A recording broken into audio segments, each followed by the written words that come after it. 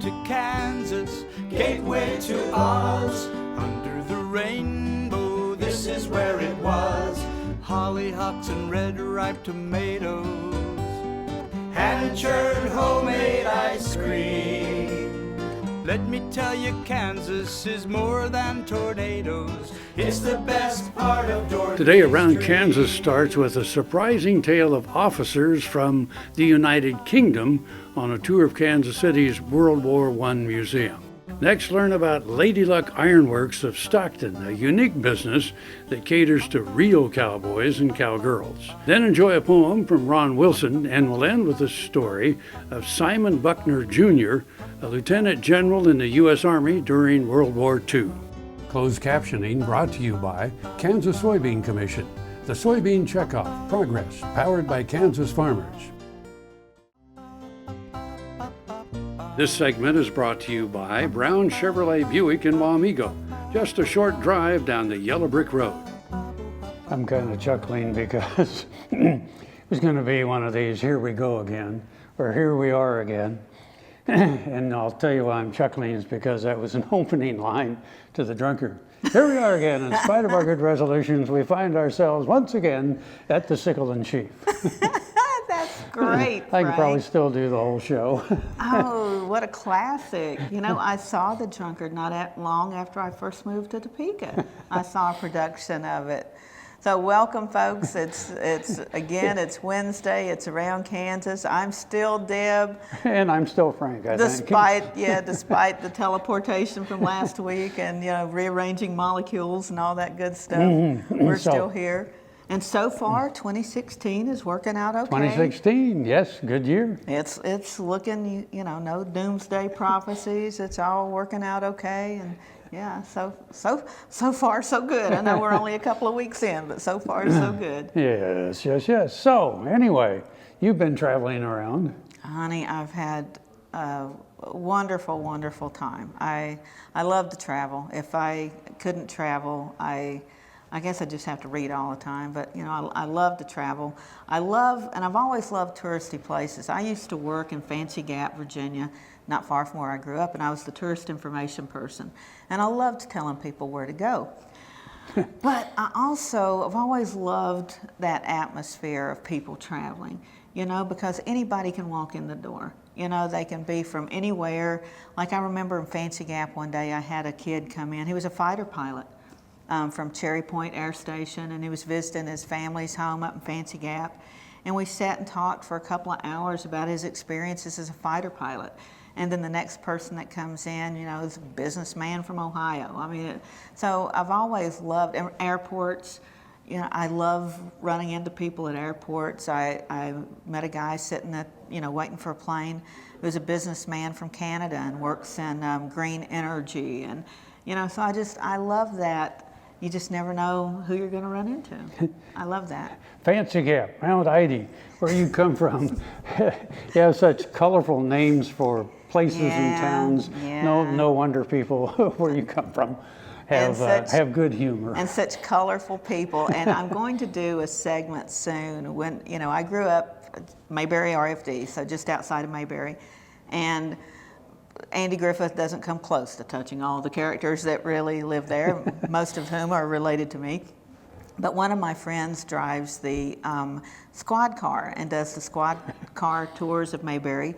He is a retired law enforcement officer. His dad was. His older brother was police chief in Mount Airy or Mayberry. So I'm going to do a segment on that real soon when I figure out what I can really share with people and then do a segment on that. Show you all the hillbillies back home. Yeah, bring back pictures, film and all of that. That'd be fun. So. Yeah, I will. Anyway. We got a lot of great stuff for you today, so stay with us.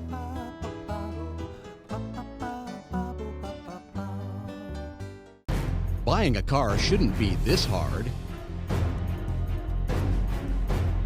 And at Brown Chevrolet Buick in Wamego, it isn't. It's actually awesome. Whether you want a new or used car or truck, Toby's team can make the deal. Even if you want to custom order a new car or truck, Toby's team can make the deal.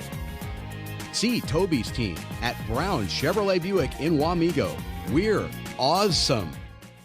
Lecompton. The name was splashed across newspapers throughout America and Europe. It was debated in the halls of Congress. Lecompton interprets its unique territorial history with 2 museums and other sites. Events throughout the year celebrate history and community. Make plans to attend the 20th annual Bleeding Kansas Lecture Series at Constitution Hall each Sunday at 2 p.m. from January 31st to March 6th. Donations welcomed. Spend the day in historic Lecompton, shopping, eating, savoring the rich history.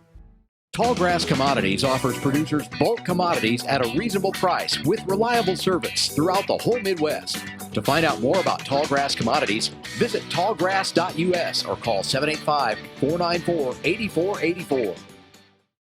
To see this show and past episodes of Ag AM in Kansas, go online to agaminkansas.com. This segment brought to you by Kansas Regenerative Medicine. Your stem cells, your health, your life. And we're back again. So, Frank, have you ever been over to Liberty Memorial, the World War I I have, Museum? yes. Pretty Well, not impressive. since it's been redone, but I mean, it's been many years ago. Yeah, and they decided, you know, we really need to completely renovate this place, so they have. It's incredible. It's incredible. And of course, both my grandfathers were World War I veterans. My grandpa Colson fought in France. And for, again, talking about folks back home, for a boy coming from the mountains of North Carolina and Virginia, first time he'd ever been away, first time he'd ever seen the ocean. And then he found himself on a boat headed over to Europe, or, you know, a ship. And the sea was full of ships. I think he sailed out of New Jersey. And it's just unimaginable. And my grandpa Bowman, my mother's daddy, was stationed at Gettysburg. He was at Camp Colt. And guess who was the commander at Camp Colt in World War I? Pershing? Dwight David Eisenhower. Oh, really?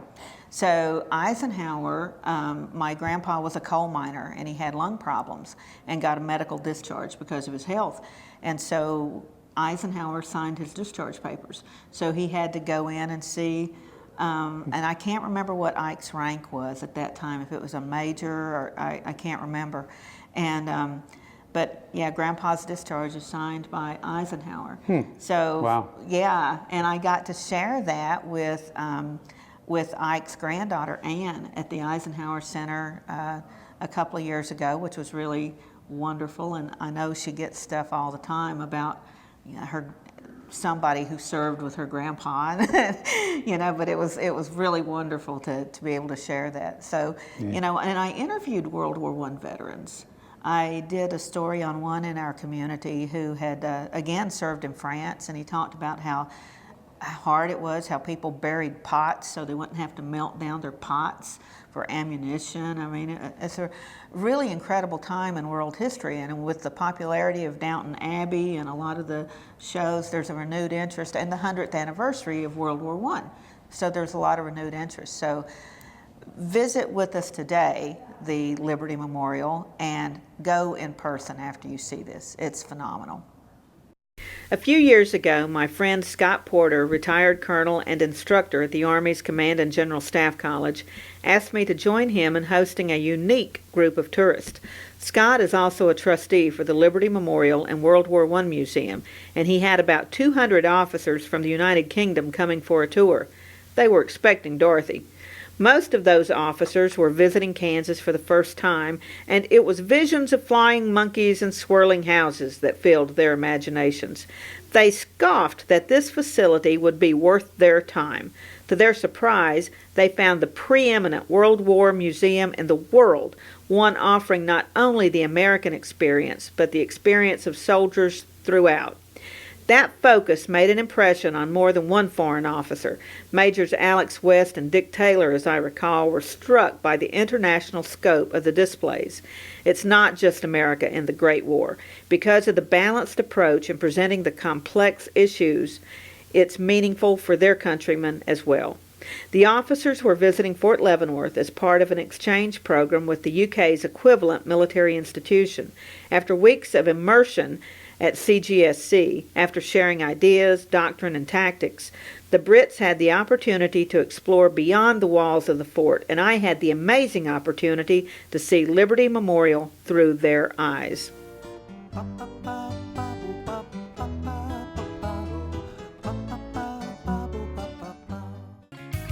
Heinen Brothers, a fourth-generation Northeast Kansas farm family, knows how tough farming can be. Farmers helping farmers. Heinen Brothers Ag, selling and servicing crop protection products, fertilizer, anhydrous ammonia, cover crops, quality aerial and ground application. Call today to learn about our extended term financing program. 800-760-4964. HeinenBrothersAg.com. Next time you see a beautiful field of corn, reach out and thank the farmers who work tirelessly to raise corn for livestock feed, renewable fuels, and exports to feed a growing world population. The farmers on the Kansas Corn Commission work for Kansas Corn with grower-funded checkoff dollars that support foreign and domestic market development, research, promotion, and education to expand opportunities for Kansas farmers. To learn more, visit kscorn.com. Watch Ag AM in Kansas online at agaminkansas.com. Around Kansas, brought to you by Santa Fe Trail Meats in Overbrook, or visit us online at sftmeats.com. So, I see you've been reading again, Frank. Yes, I have the readers on here. Well, yes, Kansas Living, which is a Farm Bureau publication. It has some really cool stuff in it. They do a very nice job with the magazine. Really nice. Anyway, I was kind of reading a story here about a couple of artisans that they decided to also feature. These couple of young guys that really kind of started, hammering around on a forge and all of that, and I don't want to get ahead of the story very much, but in the magazine is a more expanded story on what we're going to tell you about in this next story about these young men here, Tyler Brown and Dan Atkinson. And so anyway. When you get down on the next generation or whatever generation or young people or whatever, you see young men like this who are, look at these great looking guys. But they're working hard, they, doing really creative stuff and making a business out of it. And, I was looking at your story and they seem to be really well grounded and have real business ethics. And so, folks, next time you start complaining about, what kids are coming to, you got to remember there's a lot like this, and there's a lot of them in Kansas, aren't there, Frank? Oh, yes, there are. Definitely. We got so much talent and so many good things going on. So we're proud of them. Let's take a look. Our resident poet laureate, of course, is Ron Wilson, and he has a story about a couple of enterprising young men who turned their love for ironworking and cowboys into a great business. Ron, take it away. Dan Atkinson and Tyler Brown are the co-owners of Lady Luck Ironworks, the maker of Rodeo Queen spurs and more. Dan and Tyler grew up near Stockton. They're capable cowboys, having grown up working on farms and ranches. Dan went to K-State, where he studied agriculture technology management with a minor in animal sciences, and Tyler went to North Central Kansas Technical College at Beloit. After graduation, both came back to Stockton. Dan and his wife Amanda and young son live in Stockton. He's involved in his community and the farm business. For example, he was selected for the Kansas Agriculture and Rural Leadership Program. Dan and Tyler continue to work together.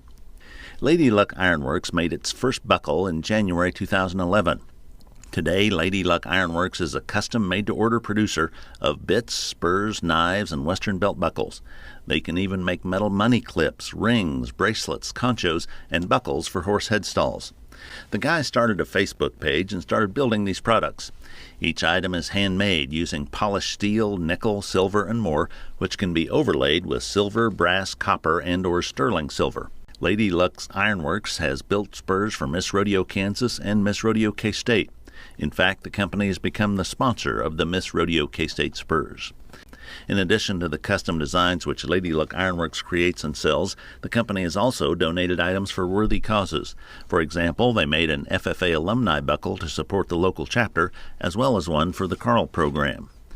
Dan was elected to the National Sorghum Producers Board of Directors. He made a custom buckle which was donated to the Political Action Committee auction. This beautiful buckle from rural Kansas was sold during the auction at the Commodity Classic in Phoenix, Arizona. Wow.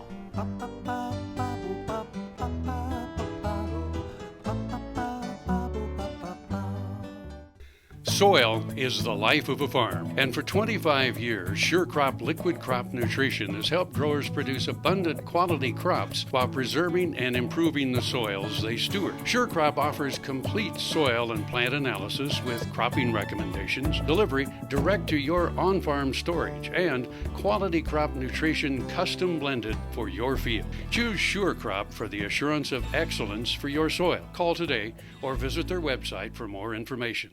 Grain sorghum is one of the most important cereal crops worldwide, and Kansas leads the nation in its production. Over the years, sorghum has been either exported, used in animal feed domestically, or for other industrial uses. Recently, its use in the ethanol market has seen tremendous growth, with 30% of domestic sorghum typically going to ethanol production. Kansas Grain Sorghum is committed to sorghum research, market development, and education. Learn more at ksgrainsorghum.org. Valley Vet Supply is devoted to providing information and professional quality products at reasonable prices. Valley Vet Supply. This segment brought to you by Kansas Grain Sorghum, growers working together. Find out more at kansasgrainsorghum.org. Howdy, folks. I'm Ron Wilson, Poet Laureate. Some years ago, I was invited to a statewide festival, and it was mostly urban people, and I felt I needed to do a reminder of the great cowboy history of our state, Kansas. Kansas is a cowboy state. It's in our legacy. Kansas blazed a trail throughout Western history. It all started with the Native American Indian, as you know, who roamed the open prairie and hunted buffalo. The new explorers charted the wilderness, braving harsh conditions. Coronado, Lewis and Clark, and John C. Fremont's expeditions. U.S. cavalry soldiers came out west to build forts. Fort Scott, Hayes, Leavenworth, Larned, and Riley, of course.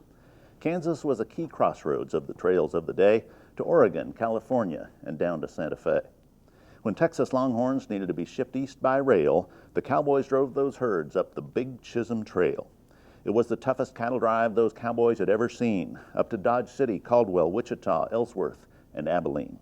The townsfolk knew they'd better have things all battened down, because some cowboys sure went wild when they finally got to town.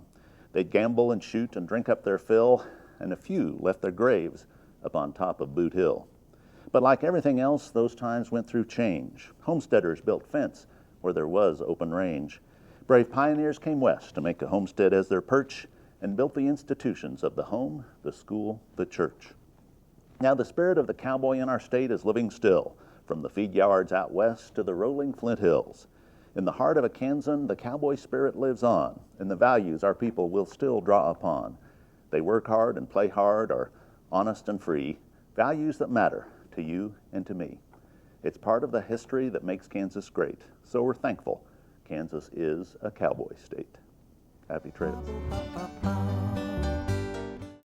Earlier in my life, I rode bucking horses in rodeos, and my shoulders took such a beating, and that was probably the reason for having several previous surgeries on both shoulders. About a year ago, I decided that I didn't want to have another surgery. And so I contacted Kansas Regenerative Medicine, took their treatment process. It was relatively pain-free. Now, after 8 months, my shoulders have healed to the point where I think I'm probably 90 to 95% of normal. It takes a couple of months to start to see results with stem cell injections, but at about 3 to 3.5 months, I started to feel better. I started to have less pain and feel real progress. That continued to increase gradually until now at approximately 8 months. And I'm extremely pleased. I've got full range of motion. I can lift weights, I can throw, I can do a lot of things that I couldn't do without a lot of pain previously. Kansas Farm Bureau, the voice of agriculture, represents grassroots agriculture. The state's largest and most powerful farm organization stands up for its members through leadership development, agriculture education, legal defense, environmental advocacy, farm safety, and risk management. Members also enjoy money-saving benefits. To join our organization today or to learn more, go to www.kfb.org or find us on Facebook and Twitter. Around Kansas, brought to you by Kansas Farm Bureau, the voice of agriculture. Go to kfb.org or find us on Facebook and Twitter. And we're back again. So you brought toys again today. I did, and you don't know how hard I have to work to keep my grandsons from opening this. So this is my Buffalo Bill action figure. Yes, Buffalo Bill, never missed and he never will. Not in my book anyway.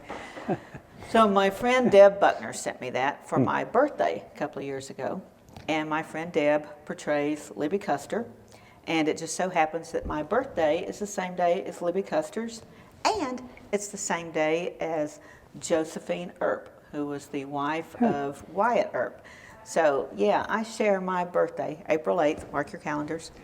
Still time to get things in the mail. I share my birthday with two really incredibly interesting women from the West.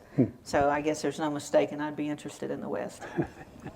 Buffalo Bill was an interesting character. I mean, he was full of bluster and everything else, but at least he brought the Old West to a lot of the world. You know, he was full of bluster. I was thinking about this the other day, and it's like, you remember that Jack Palance ad where what was it, confidence or something is sexy, or arrogance, and he said it's not arrogance if you can back it up.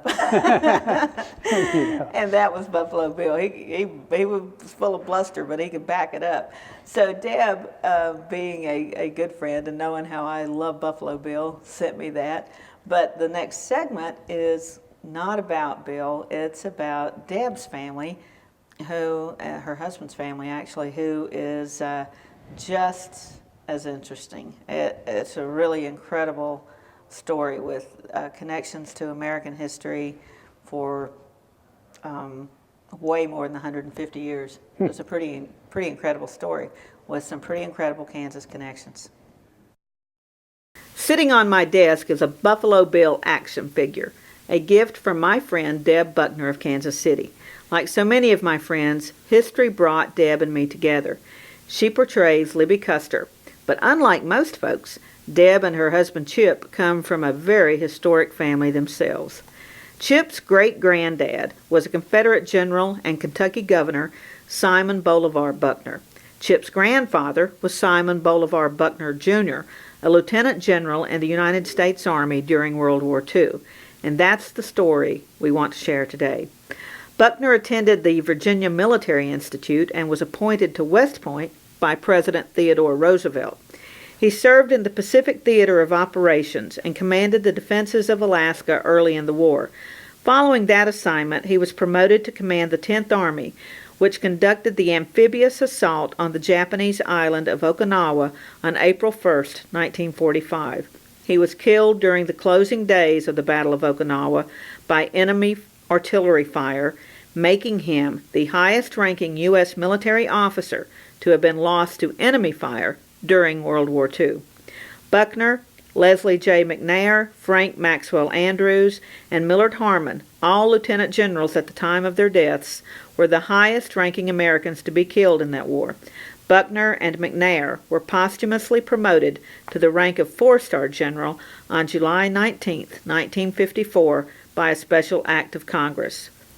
Buckner was one of 12,513 American deaths during the Battle of Okinawa. The Buckner family has not only served America, but is active in preserving its history and their family history as well. One of Buckner's assignments was at Fort Leavenworth, and it was there that his son Bill, Chip's dad, was born, and they have remained connected to Kansas ever since. I am reminded of that legacy every time I look at that Buffalo Bill action figure. Thanks, Deb. Well, we spent a lot of time with cowboys today, but anyway, that's part of Cowboys Kansas. and guys in uniform. Yep. Yes, sirree. So anyway, till next time, I'm Frank, I'm Deb. and we'll see you somewhere around Kansas. Welcome to Kansas, gateway to Oz. Under the rain. Closed captioning brought to you by Kansas Soybean Commission. The Soybean Checkoff, Progress, powered by Kansas farmers. And churned homemade ice cream. Let me tell you, Kansas is more than tornadoes. We're the best part of Dorothy Stream. We're the best part of Dorothy Stream. To see this show and past episodes of Ag AM in Kansas, go online to agamandkansas.com.